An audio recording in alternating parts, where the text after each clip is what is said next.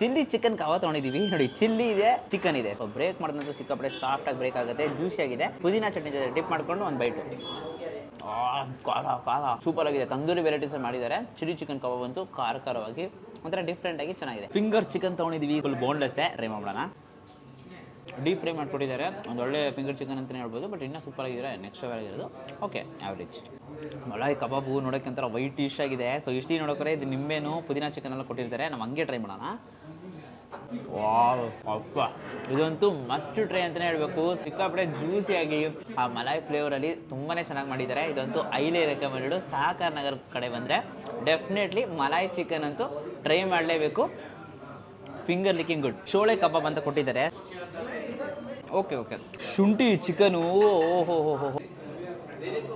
ಬಿಸಿ ಮೇಲೆ ಆ ಶುಂಠಿ ಫ್ಲೇವರ್ ಎಲ್ಲ ಇದೆ. ಈ ಥರ ಚಿಕನ್ ಟ್ರೈ ಮಾಡಿರಲ್ಲ, ಒಂಥರ ಸಾಸಿಯಾಗಿ ಜಿಂಜರ್ ಫ್ಲೇವರ್ ಎಲ್ಲ ಹಾಕಿ ತುಂಬಾ ಚೆನ್ನಾಗಿ ಮಾಡಿದ್ದಾರೆ. ಕಬಾಬ್ ಅಂಗಡಿ ಬಂದ್ಬಿಟ್ಟು ಕಬಾಬ್ ಬಿರಿಯಾನಿ ತೊಗೊಂಡಿಲ್ಲ ಅಂದರೆ ಹೆಂಗೆ, ಸೊ ಅದಕ್ಕೋಸ್ಕರ ಕಬಾಬ್ ಬಿರಿಯಾನಿ ಅಂತಲೇ ಇತ್ತು ಮೆನು. ಸೊ ಅದಕ್ಕೋಸ್ಕರ ಒಂದೇ ಬೈಟ್ ಹೋಗೋಣ.